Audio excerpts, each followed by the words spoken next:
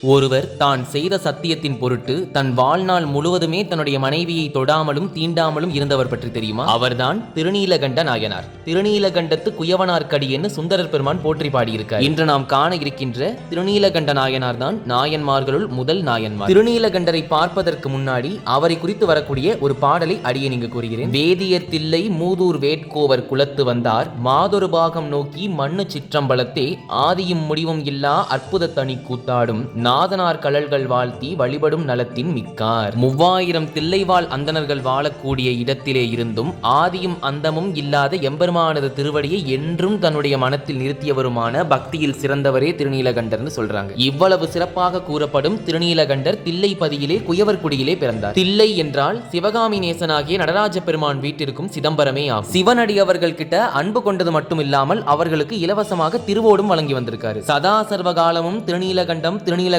சொல்லிக்கிட்டே இருந்ததுனாலேயே இவருக்கு திருநீலகண்டர்ங்கிற பெயர் வந்ததுன்னு சொல்றாங்க. சிவபெருமானுக்கு எத்தனையோ நாமங்கள் இருந்தாலும் இந்த திருநீலகண்டம் அப்படிங்கிற நாமத்துக்கு ஒரு தனி சிறப்பு இருக்குன்னே சொல்லலாம். தேவர்களும் அசுரர்களும் அமுதம் வேண்டி நிற்கும் பொழுது அந்த அமுதம் வெளிவருவதற்கு முன்னாடி வெளியில வந்ததுதான் ஆலகால விஷம். அந்த ஆலகால விஷத்தினையும் அதனுடைய தாக்கத்தையும் மூவுலகத்துல உள்ள தேவர்களாலையும் தாங்கிக்க முடியல. கடைசியில அனைவரும் எம்பெருமானே கதின்னு சரணடைகிறாங்க. அங்கதான் நாம ஒரு விஷயத்தை கவனிக்கணும். அங்க தேவர்களோட அசுரர்களும் இருந்தாங்க. என்னதான் அசுரர்கள் தேவர்களுக்கு பல தொல்லைகளை கொடுத்து வந்திருந்தாலும் கூட எம்பெருமான் நினைத்திருந்தாரு அப்படின்னா அப்பொழுது தேவர்களை மட்டும் காப்பாற்றி இருக்கலாம். ஆனா உலகத்துக்கே படியிலக்கிறவர் எம்பெருமான். அவருக்கு தேவர்கள் அசுரர்கள் புழு பூச்சி மனிதர்கள்னா பாரபட்சம் கிடையாது. அவர் முன்னாடி அனைவருமே குழந்தைகள் தான். ஆதலினால தனக்கு என்ன நேர்ந்தாலும் பெறவாயில்லைன்னு யாருக்கும் தீங்கு நேரக்கூடாதுன்னு அந்த ஆழகால விஷயத்தை எடுத்து பருகினார். அடுத்து சாக்ஷாத் மீனாட்சி காமாட்சின்னு யார சொன்னாலும் எந்த சிவபத்தினியாகிய பார்வதி தேவியை குறிக்கின்றதோ அந்த அம்பிகையே நேரில் தோன்றி எம்பெருமானுக்கு அதனால் தீங்கு நேராமல் பார்த்து கொண்டாள். அங்க நாம தவறாக ஒரு விஷயத்தை புரிஞ்சுக்கிறோம். அதாவது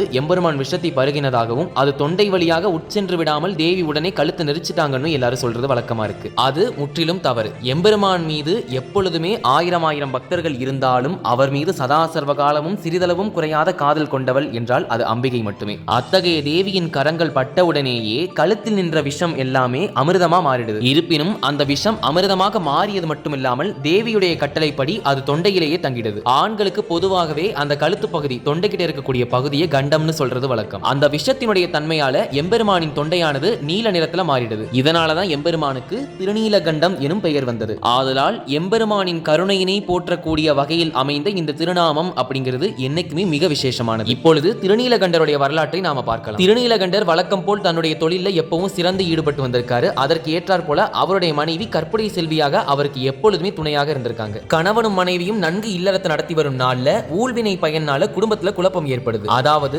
எப்பொழுதுமே பக்தி உள்ளத்திலேயே இருக்கக்கூடிய திருநீலகண்டர் ஒரே ஒரு முறை மட்டும் தவறான பாதைக்கு சென்று விட்டார். எம்பெருமானின் பக்தனாக இருந்தும் கூட சிற்றின்பத்துல மிகவும் விருப்பம் அவருக்கு உண்டாகுது. மேலும் பரத்தையின் பால் பற்றுக்கொள்ளவும் அவர் தவறவில்லை. இது திருநீலகண்டருடைய மனைவிக்கு மிகுந்த கோபத்தையும் மன வருத்தத்தையும் தருது. மனைவி தான் இங்கு இருக்கும் பொழுது வேறு பெண்ணிடம் சென்று வந்தால் அந்த மனைவிக்கு எவ்வளவு மன வருத்தம் ஏற்படும். ஆதலால அதுல இருந்து கணவன் கிட்ட முகம் கொடுத்தே பேச மாட்டேங்கிறாங்க. இதெல்லாம் எதுவுமே புரியாத திருநீலகண்டர் கூடல் இன்பம் பெருகவே ஊடல் கொள்கிறாள் மனைவி என்று எண்ணினார். இதனால மனைவி கிட்ட மிகுந்த அன்போட நெருங்குறாரு. பொறுமையை இழந்த அந்த அம்மையாரோ இனி எம்மை தீண்டுவீராயின் திருநீலகண்டம் என்று கூறி திருநீலகண்டத்தின் மீதே ஆணையிட்டு தம்மை தீண்டக்கூடாது என்று சத்தியமாக கூறிவிட்டார். அதாவது எம்மை தீண்டாதீர் திருநீலகண்டத்தின் மீது ஆணை என்று சொல்லியிருக்காங்க. இதற்கு என்ன பொருள்ங்கிறத நம்ம கண்டிப்பா பார்க்கணும். அதாவது என்னைன்னு சொல்லியிருந்தா கூட விட்டுருக்கலாம். ஆனா தமிழ்ல பேசும் பொழுது கட்டாயம் பொருள் அறிந்து பேச வேண்டும். இங்கு அந்த அம்மையார் எம்மைன்னு சொன்னதால தன்னை மட்டுமின்றி அவரோட சேர்த்து மொத்த பெண் குலத்தையுமே குறிக்குது. மேலும் எந்த திருநாமத்தை சதா சர்வகாலமும் திருநீலகண்டம்னு சொல்லிக்கிட்டு இருக்கீங்களோ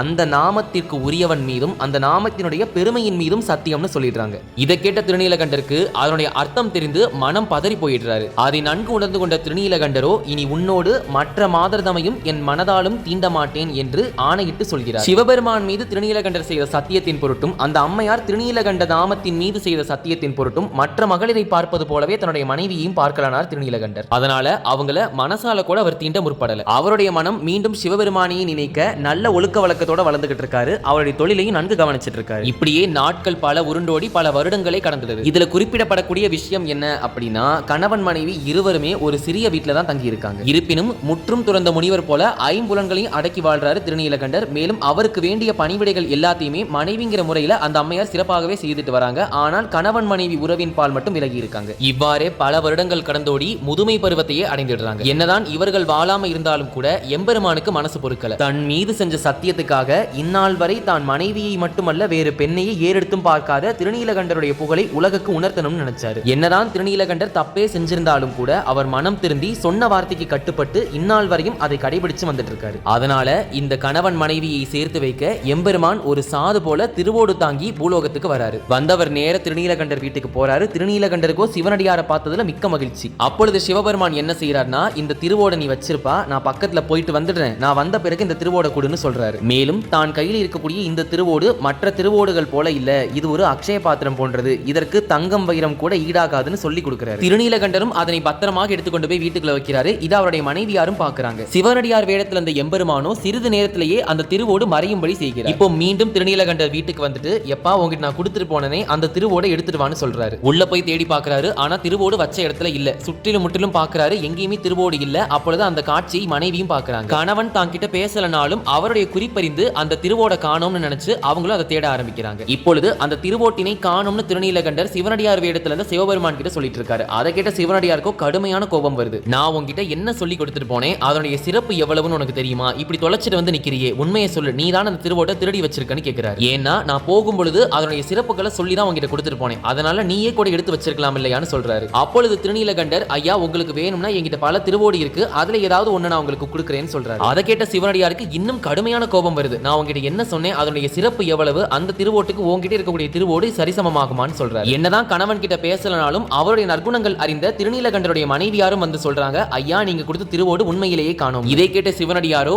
ஆகா இது ரொம்ப நல்லா இருக்கே, கணவனும் மனைவியும் சேர்ந்துதான் ஒளிச்சு வச்சிருக்கீங்களான்னு கேட்கிறாரு. மேலும் நீ உண்மையிலேயே திருவோட்டை திருடவில்லை என்றால் உன் மகன் கரம் பற்றி பொற்றாமரை குளத்தில் மூழ்கி சத்தியம் செய்து தாரும்னு கேட்கிறாரு. அதற்கு திருநீலகண்டரோ, எனக்கு மகன் இல்லையே சுவாமின்னு சொல்றாரு. அதுக்கு சிவனடியார், சரி அப்படின்னா உன்னோட மனைவியோட கரம் பற்றியாவது சத்தியம் செய்யன்னு சொல்றாரு. ஆனா அதற்கும் திருநீலகண்டர், நான் என் மனைவியை தொடமாட்டேன்னு சொல்லி சபதம் செஞ்சிருக்கேன், அதனால என் மனைவியோட கரத்தை நான் பற்ற முடியாதுன்னு சொல்றாரு. பொறுமையை இழந்த சிவனடியாரோ, இனி உன்கிட்ட பேசி எந்த பயனும் இல்ல, வா வழக்கு மன்றத்துக்கு போவோம், ஊர் பெரியவர்கள்ட்ட முறையிடுவோம்னு சொல்றாரு. கணவனும் மனைவியும் சிவனடியாரை பின்தொடர்ந்து போறாங்க. தில்லைவாழ் அந்தணர்கள் முதற்கொண்டு ஊர் பெரியவர்கள் வரை அனைவரும் வழக்கு மன்றத்துல கூடுறாங்க. அப்பொழுது வழக்கை எடுத்துரைக்கிறாரு. இருப்பினும் தில்லைவாழ் அந்தணர்கள் முதற்கொண்டு அனைவருக்குமே திருநீலகண்டருடைய பெருமைங்கிறது தெரிஞ்சிருக்கு. அவர் அப்படிப்பட்டவர் இல்லைன்னு ஊர் பெரியவர்களே சொல்றாங்க. சரி நான் ஒத்துக்கிறேன், இருப்பினும் அவர் எனக்கு திருவோட்டை கொடுக்கலனா கூட பரவாயில்ல, சத்தியம் மட்டும் செய்து தர சொல்லுங்கன்னு சொல்றாரு. அதுவும் எப்படி சத்தியம் பண்ணணும்னு சொல்றாருன்னா, குளத்துல கணவனும் மனைவியும் கைப்பற்றி மூழ்கி எழுந்து தான் திருவோட்டை எடுக்கவே இல்லைன்னு சத்தியம் பண்ணணும்னு சொல்றாரு. அதற்கு ஏற்ப கணவனும் மனைவியும் சேர்ந்து திருப்புலிச்சுரத்துக்கு அருகில் உள்ள பொற்றாமரை குளத்துல மூழ்கி எழுவதற்காக விரைந்தார்கள். அப்பொழுதும் கூட நேர்மை தவறாத திருநீலகண்டர் என்ன செஞ்சாருன்னா, மூங்கில் களி ஒன்ன கொண்டு வந்திருக்காரு. மூங்கில் களி அப்படின்னா குச்சின்னு அர்த்தம். அந்த சிறு மூங்கில் களியினுடைய ஒரு பக்கத்தை மனைவியாரும் இன்னொரு பக்கத்தை திருநீலகண்டரும் பற்றி இருக்காங்க. இதை பார்த்த சிவனடியார், ஆகா இதெல்லாம் வேலைக்காகாது, இருவருமே சேர்ந்து கையை பிடிச்ச சத்தியம் பண்ணுங்கன்னு சொல்றாரு. திருநீலகண்டரும் அந்த சபதத்தை சொல்லாம சமாளிக்க முற்படுறாரு. ஆனால் ஊர் பெரியவர்களும், நீங்க திருடவே இல்லைன்னா கையை பிடிச்ச சத்தியம் பண்ணாம எதுக்கு குச்சியை வச்சிருக்கீங்கன்னு கேட்கிறாங்க. வேறு வழியே இல்லாம இறுதியில தான் எடுத்துக்கொண்ட சத்தியத்தை சொல்றாரு. அதை கேட்ட ஊர் மக்கள், இப்படியும் ஒரு கணவனும் மனைவியும் சத்தியத்திற்கு கட்டுப்பட்டு இருக்க முடியுமான்னு வியக்கிறாங்க. பிறகு சரி குச்சியை பிடித்தவாறே சத்தியம் செய்யுங்கன்னு சொல்ல இருவருமே குளத்துக்குள்ள மூழ்கிறாங்க. ஆனால் இங்கு வியக்கத்தக்க ஒரு விஷயம் என்ன அப்படின்னா, குளத்துக்குள்ள மூழ்கும் பொழுது வயதான தோற்றத்துல திருநீலகண்டரும் அவருடைய மனைவியாரும் இருந்திருப்பாங்க. ஏன்னா அவங்களுக்கு முதுமை காலம் நடந்துட்டு இருக்கு இல்லையா. ஆனால் குளத்துல இருந்து வெளியில வரும் பொழுது அவங்க மீண்டும் இளமை பருவத்துல வராங்க. இப்பொழுது அங்கிருந்த சிவனடியார் மறைந்து வான வீதியில உமாதேவியாரோட விடைமேல் தோன்றி காட்சியளிக்கிறார். வந்தது எம்பெருமான் தாங்கிறத உணர்ந்து கொண்ட திருநீலகண்டருக்கும் அவருடைய மனைவியாருக்கும் எல்லையில்லா பேரானந்தம். அப்பொழுது எம்பெருமான் அந்த தெய்வீக தம்பதியை பார்த்து, எப்பா என் மேல செய்த சத்தியத்துக்காக உங்களுடைய இளமை காலத்தையே தாரை வார்த்து கொடுத்துட்டீங்க, மேலும் இளமையில் காண வேண்டிய எந்த ஒரு இன்பத்தையும் அனுபவிக்காமல் என் மீது செய்த சத்தியத்தின் பொருட்டு வாழ்ந்த உங்களின் பெருமையை உலகுக்கு எடுத்துரைக்கவே இந்த நாடகம்னு சொல்றாரு. அதனால எந்த இளமை பருவத்துல என் மீது சத்தியம் செய்து உங்களுடைய வாழ்க்கையை வாழாமல் விட்டீங்களோ அதே இளமை பருவத்தை மீண்டும் உங்களுக்கு கொடுத்திருக்கேன். அதனால நீங்கள் வாழாத அந்த வாழ்க்கையை மீண்டும் இன்பமாக வாழுங்கள்னு அருளுகிறார். இவ்வாறு அவர்களுக்கு மீண்டும் இன்பமான வாழ்க்கையை அமைத்து கொடுத்த எம்பெருமான் இறுதியில அவங்களுக்கு கைலாய பதவியையும் கொடுத்திருக்காரு. சத்தியம் தவறாமல் நல்ல வாழ்க்கையினை வாழ்ந்த திருநீலகண்டரும் அவரது மனைவியாரும் இறுதியில எம்பெருமானோட திருவடியிலேயே போய் சரணடைஞ்சிடறாங்க. இதுதான் திருநீலகண்டருடைய வரலாறு. மேலும் இந்நாயன்மார்க்குரிய குரு பூஜை நாளாக தை மாதம் விசாகம் நட்சத்திரம் ரொம்ப விசேஷமா சொல்றாங்க. அடுத்து எந்த நாயன்மாரை பற்றி பார்க்க போறோம்ங்கிறத ஒரு பாடல் வாயிலாக இங்க கொடுக்கிறேன். அயல் அறியாத வண்ணம் அண்ணலார் ஆணை உயித்த மயிலில் சீர் தொண்டனாரை யான் அறிவகையால் வாழ்த்தி புயல் வளர் மாடம் நீடும் பூம்புகார் வணிகர் பொய்யில் செயல் இயற்பகையார் செய்த திருத்தொண்டு செப்பல் உற்றேன். இந்த பாடல்ல அடுத்து எந்த நாயன்மாரை பற்றி பார்க்க போறோம்ங்கிறத தெரிஞ்சா கமெண்ட்ஸ்ல சொல்லுங்க.